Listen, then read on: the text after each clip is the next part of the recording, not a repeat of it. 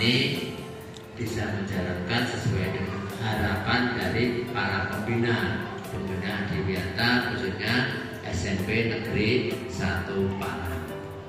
Merupakan suatu dari salah ramai. Saya tadi Palang kok kesasar sama gue 5 itu keblasok Pak. Karena iya, tahu saya di pasar, ternyata setelah masuk gerbang ya sepi, nuansa pendidikannya ada. Kemudian masuk ruang ini, teman-teman udah gini, kok bagus bu ruangannya. Iya, ada seperti ini kok belum Adiwiyata ya. Barangkali menunggu kita baru gitu. Bapak Ibu, sekedar memori, saya perkenalkan ini Bu Halimah.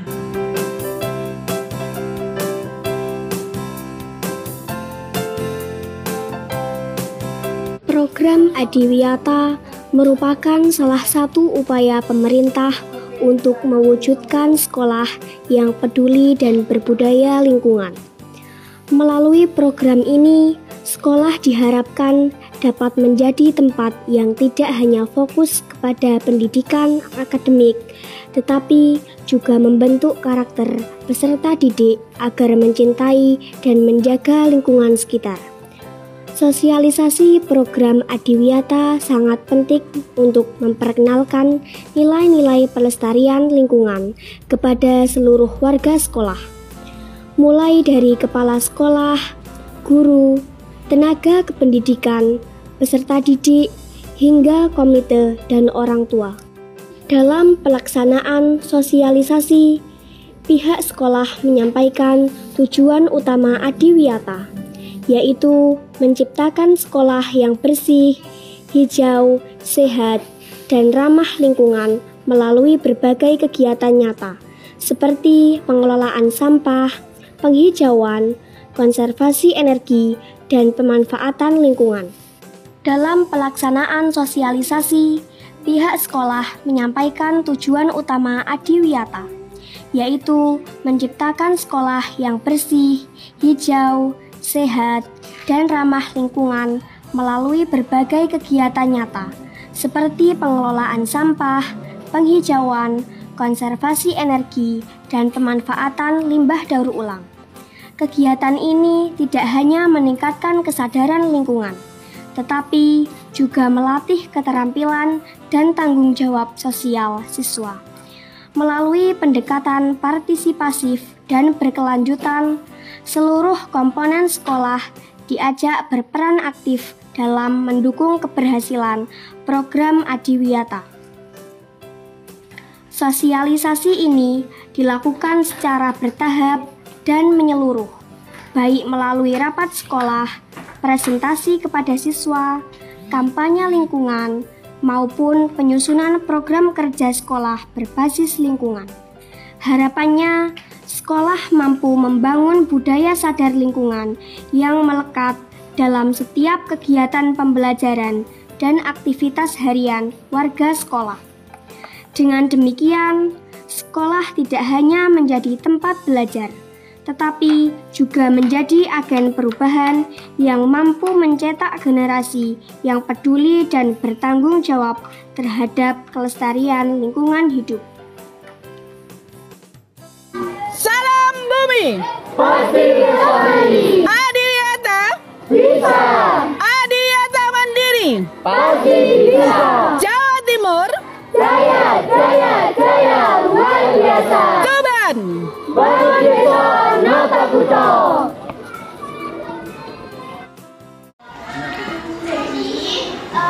Kita berdua dari SMK Adiwiyata PT SMP Negeri 1 Palang. Di sini kakak mau menjelaskan mengenai suatu contoh dari PNLH dari suatu sekolah Adiwiyata nih. Adik-adik tahu nggak sih apa sih itu sekolah Adiwiyata? Tahu nggak di sini? Apa ya? Ada yang tahu nggak? Nggak tahu. Nggak tahu. Coba jelaskan Kak.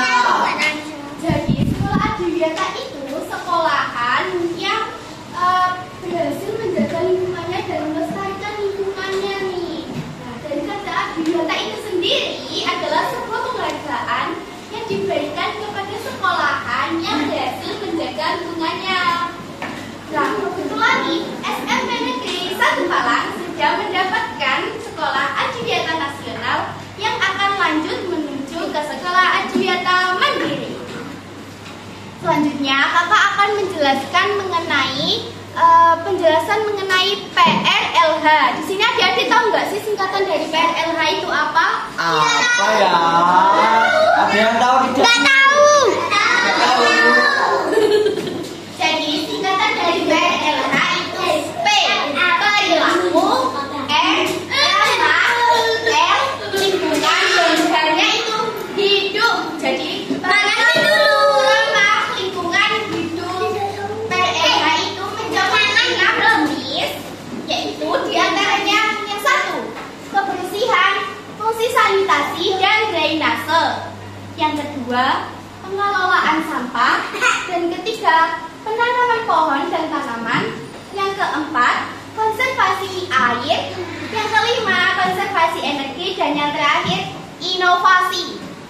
Jadi di sini kakak cuma mau menjelaskan satu contohnya tadi yang utama ya, kebersihan, fungsi sanitasi dan drainase. Sebelumnya di sini ada tahu nggak sih? Nggak tahu. Lingkungan itu apa? Seperti apa? Lingkungan itu seperti apa? Tahu nggak sih? Tahu nggak? Nggak tahu. Coba jelaskan Kak. Lingkungan adalah sesuatu yang ada di sekitar kita, yang dapat mempengaruhi kehidupan manusia, baik secara langsung maupun tidak langsung. Jadi lingkungan itu memiliki dua komponen, yaitu yang pertama komponen biotik dan komponen abiotik. Adik-adik tahu nggak sih perbedaannya antara komponen biotik dan komponen abiotik? Tahu nggak perbedaannya apa? Tahu nggak?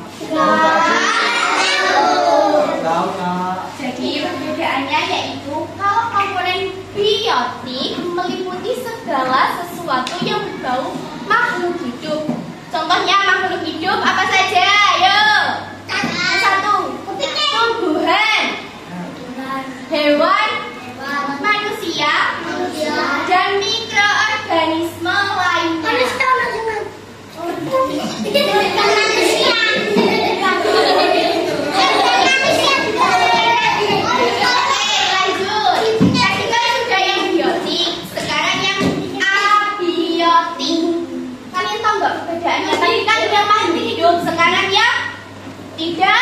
Makhluk hidup yang tidak hidup. Yang tidak hidup.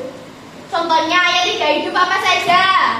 Udara, air, tanah, sinar matahari, mineral, dan lain-lainnya.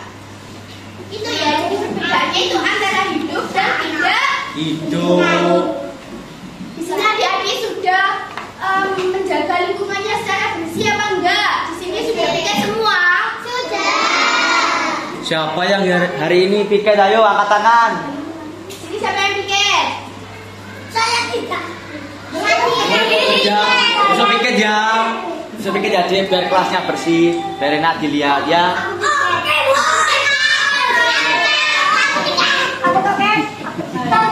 Udah. Jadi kakak mau bertanya kepada adik-adik, caranya gimana untuk menjaga kebersihan lingkungan sekolah kita? Siapa yang tahu di sini caranya gimana? Ada tahu nggak? Bersih. Ya, langsung. Ayo apa lagi? Buang sampah. Ini siapa yang sering membuang sampah tidak di tempatnya? Ayo. Kita itu harus membuang sampah pada Tempatnya. Kita juga harus bisa memilih dan memilah sampah dan membuang sampah pada tempatnya, yaitu dalam organik dan non-organik. Kita bisa menjaga kelestarian lingkungan kita dengan cara menggunakan produk daur ulang, menanam tanaman atau pohon, dan menghindari pembakaran sampah. Pembakaran sampah itu juga bisa mengakibatkan pencemaran udara kita menjadi kotor, nanti kita bisa batu-batu untuk menyerap udara yang tidak baik. Jadi itulah penjelasan kebersihan lingkungan yang dapat kakak sampaikan kepada adik-adik, dan sekarang bisa dilanjutkan oleh Kak Adi. Roncen kelas piro, Roncen? Pengertian sanitasi dan peritase oleh Kak Aziz saja. Nah, sekarang gantian kakak ya yang ingin menyampaikan. Ketika Kak Ziva sudah. Nah, adik-adik coba perhatikan kelas ini. Bersih atau enggak? Bersih. Nah, kalau bersih, coba pertahankan ya. Nah, sanitasi sendiri itu adalah upaya menjaga kebersihan lingkungan dan kesehatan masyarakat. Masyarakat itu seperti adik-adik ini. Nah, Assalamualaikum warahmatullahi wabarakatuh. Waalaikumsalam warahmatullahi wabarakatuh. Halo semuanya, perkenalkan nama saya Livia Cika Mufazira, biasa dipanggil Cika. Perkenalkan, nama saya Muhammad bin Hasan Fayyani, biasa dipanggil Nina. Kami dari Pojok Pengelolaan Sampah UPT SMP Negeri 1 Malang. Nah, sebelum masuk materi, saya ingin tanya kepada adik-adik semuanya. Adik-adik semuanya tahu sampah kan? Tahu. Nah, menurut adik-adik sendiri, menurut pemikiran adik-adik sendiri, sampah itu apa sih? Sampah itu apa? Kotoran, boleh, saya masuk. Saya terima pendapat itu. Kotoran, terus apa lagi? Ayo, menurut pemikiran adik-adik yang dibayangkan ketika mendengar kata sampah, apa yang dipikirkan? Apa kotoran? Boleh. Apa yang jijik juga boleh. Apa? Jorok boleh. Oh ya. Apa lagi? Nah, ini saya membawa contoh daun. Daun ini termasuk sampah atau tidak? Ya. Kenapa termasuk sampah? Sudah layu. Iya benar, sudah layu, sudah gak terpakai. Iya, sudah layu. Nah, jadi bisa didefinisikan bahwa pengertian sampah itu ialah barang yang sudah lama, sudah rusak, sudah tidak digunakan dan sudah tidak dibutuhkan atau dibuang. Nah, daun ini kan tidak digunakan kan, berarti termasuk dalam golongan sampah. Nah, daun ini termasuk dalam golongan sampah apa? Organik atau anorganik? Ada yang tahu? Ayo, dalam ayo keluarkan segera. Organik. Iya. Kenapa? Yang Loh, tidak apa-apa. Jawab aja. Kenapa? Kenapa ini daun disebut sampah organik? Karena apa? Ayo. Tidak apa-apa. Jika tidak ada yang tahu, saya akan jelaskan. Kenapa daun ini disebut sampah organik? Karena daun ini dapat terulai secara alami. Berbeda dengan botol plastik, kaca, beling, besi atau tembaga lainnya, itu termasuk sampah anorganik karena tidak dapat terurai secara alami. Nah, adik-adik pasti tahu kan, di lingkungan kita ini banyak sekali sampah kan. Nah, di jalan ini ada sampah, di bangunan juga ada sampah, banyak banget ya. Nah, jika dibiarkan terus-menerus, sampah kan bertambah banyak jika tidak diatasi. Kira-kira apa ya solusi yang paling bagus untuk mengurangi penggunaan sampah? Bersihkan boleh. Membuang sampah pada? Boleh. Dan terakhir ini apa? Menjaga lingkungan boleh. Terus ini nih, menggunakan kembali, menggunakan wadah kembali. Itu salah satu cara untuk mengurangi penggunaan sampah. Nah, sekarang ada juga caranya untuk menanggulangi pengurangan sampah, penggunaan sampah dengan menggunakan prinsip 3R.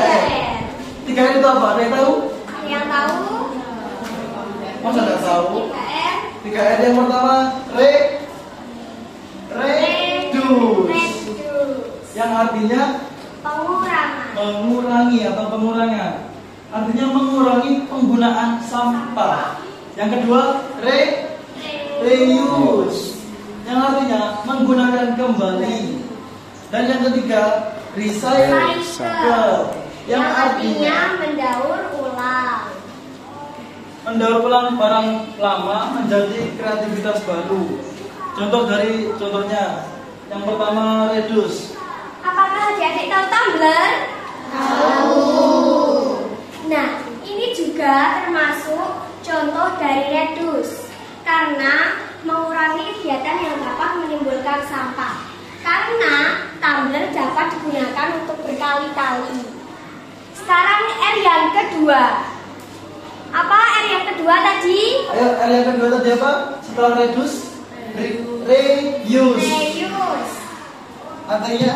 Yang artinya menggunakan kembali sampah secara langsung dengan fungsi yang sama maupun fungsi yang berbeda. Contohnya, menggunakan kembali botol plastik untuk kerajinan tangan.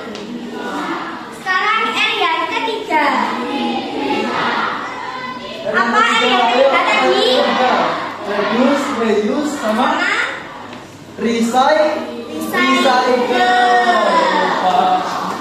recycle. Recycle artinya mendaur ulang. Yang artinya barang lama atau sampah lama didaur ulang menjadi barang atau kreativitas baru. Saya beri contoh ya. Ini juga contohnya. Nah, ini juga termasuk contoh dari recycle yang artinya mendaur ulang. Nah, ini kan ada keran kan? Ini ditempel loh. Ini juga barang-barang lama, jam lama, terus ada kayu. Ada ini juga hiasan-hiasan di dalamnya. Ini kan juga barang-barang lama. Nah, barang-barang lama tersebut diolah lagi menjadi barang-barang baru. Ini hasilnya. Mungkin ada yang ditanyakan dari materi tersebut. Ada yang masih belum paham? Gimana? Tidak apa-apa, silakan. Kami menerima semua pendapat dari kalian. Ayo. Apakah ada yang belum paham atau belum jelas? Sudah jelas? Sudah jelas. Sudah paham? Tidak apa? Ayo. Ayo. Ayo,